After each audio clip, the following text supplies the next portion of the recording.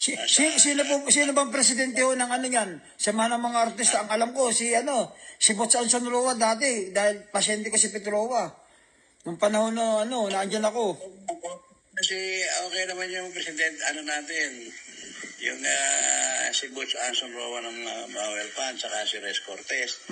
Okay naman po lahat, gumagalaw naman. Ang ibig ba sabihin, kung katulad ng presidente natin, nakikita mong nagugutom tong, di ba? Tama.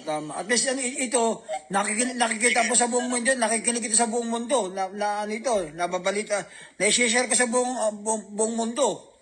Itong mga news na ito, ganito. Ganun ba? Di makikita yun pala, maririnig pala yung sinasabi ko. Opo yan. Kaya nga ikaw ang aking spokesperson sa mga artista. Ikaw ang tagapagsalita. Dahil director ka ng Viva Films. Paborito yan, Viva Films. Mga pelikula ang Pilipino. Boss Vic. Si Boss Vic ang nagbigay sa akin ng break, kaya marami akong nagawang pelikula sa Viva. Si Boss Vic, Mid Del Rosario, ang Viva Films. Ayan, nag-produce pa rin, pero ilan-ilan na nga lang din eh. Hindi maka-recover eh, di ba? Talagang napilay kami nung pandemic. Hanggang ngayon, dinadamdam pa, di ba? Pero unti-unti naman bumabago. Hindi naman, ibig ko sabihin, bumabango naman. Hindi isa, dalawa, tatlo, yung mga iba gumagawa rin, di ba? So, still kicking and alive. Never give up. Ang teknik natin industriya ng pelikula, hindi tayo pwedeng mawala doon. Malis. Diyan na tayo matatapos kahit na. Kaya nga sir, andito ako, nakasuporta ako sa iyo eh. Dahil mga artista, mga pasyente ko dati noon, naandun ako sa GMA7, sina Herman Moreno, ABS-CBN, doon ako ang therapist doon eh. Kaya kilala ko lahat yung mga yan sir eh.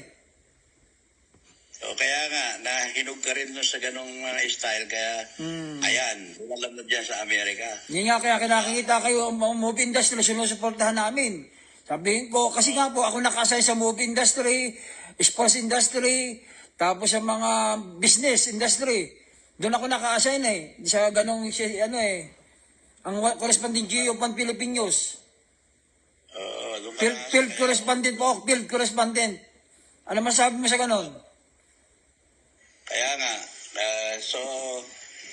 salamat sa iyong mabuting pag-i-interview sa akin at nakakarating yung mga hinaing dyan sa buong bansa, sabi mo nga, sa Amerika. Sa buong mundo po ito, buong worldwide international po ako ngayon. Nasa international.